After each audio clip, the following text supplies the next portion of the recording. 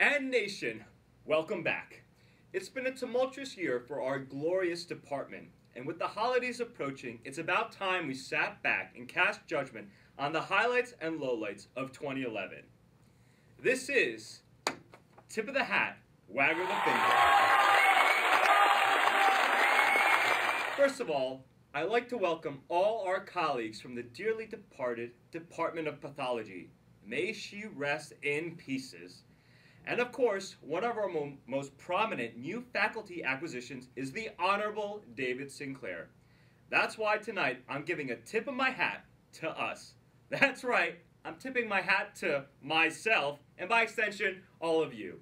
Sinclair is now ours, and that means one thing.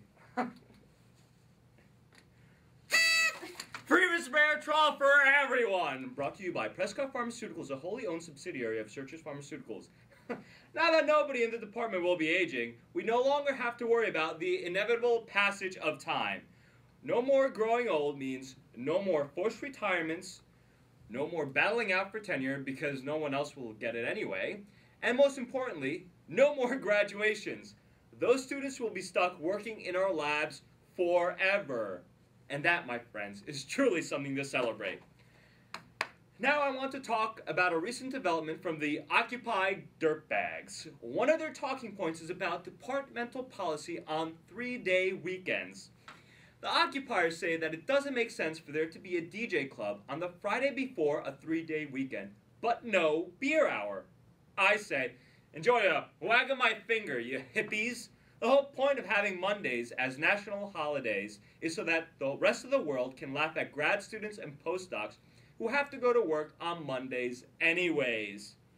Meanwhile, your poor PIs have to worry about the possibility that you might misunderstand what national holiday means and skip work that day, distracting them from their well-earned vacation day with their families.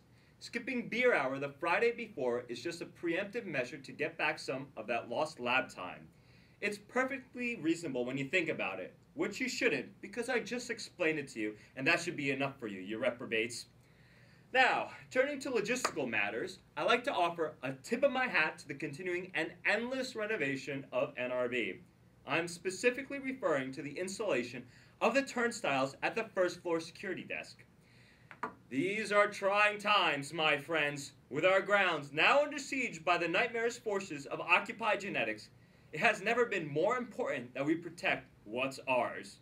So we've taken some inspiration from our fellow ivory tower types at the Cambridge campus by deciding to physically block anyone without proper ID from getting into NRB.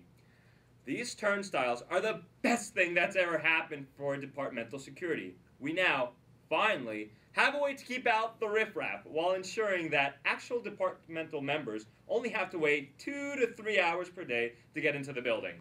So my hat's off to you, turnstiles. Try not to hit me on the way out. Now it pains me to say this, but I have to offer a sad, disappointed wag of my finger at all our loyal and hardworking genetics administration staff. Why?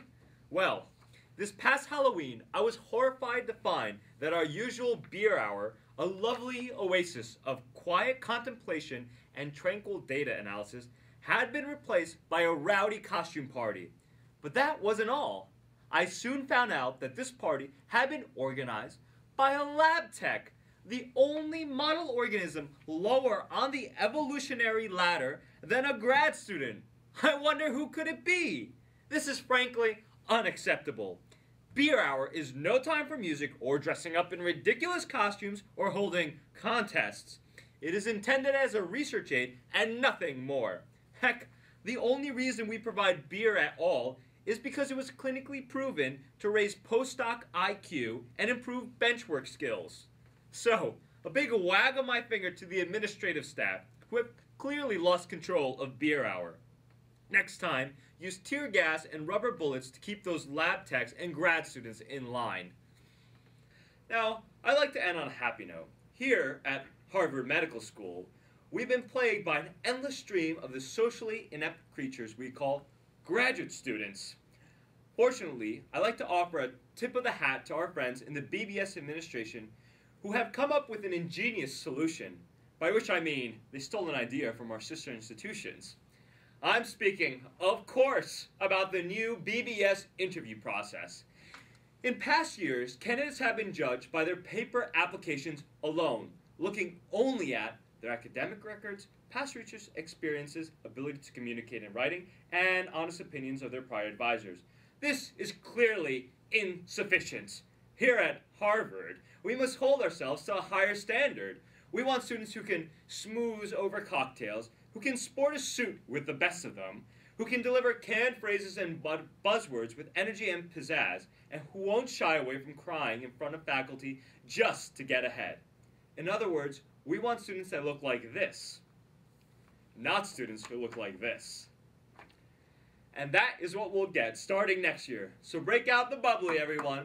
Times may be tough for those dirty 99ers out there, but they've never looked better for us in the 1%. Well, nation, that's it for the report. Here is your moment of zen.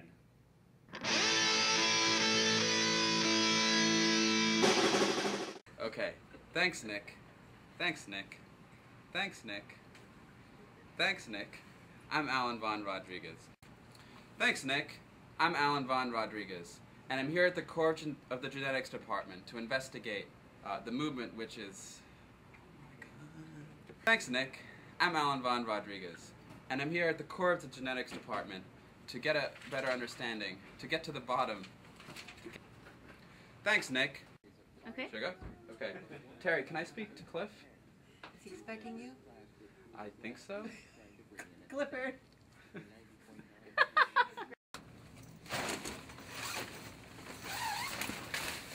Why are you occupying the NRB? I'm a rotating student in the lab. Sorry, do that again. We can't do that? We should. Oh, we should. Okay. Higher learning has been under siege by insidious insurrection. Insidious. Oh, Global institution of higher learning has been under siege by an insidious. Deciduous is a hack. Bond. I think it just goes to show bad pair of shoes, mismatching pair of shoes, totally ruined the outfit.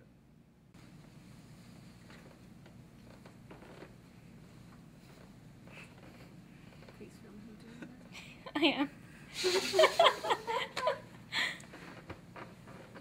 So, Dr. Warman, I've heard you welcome recruitment students into your home in the past.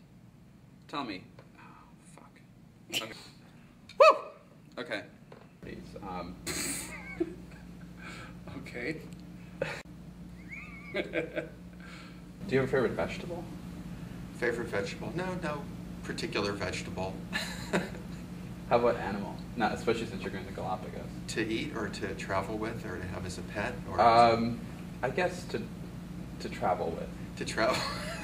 I don't usually travel with animals, so I might pick another category. What's your favorite cocktail? I don't drink cocktails. Okay.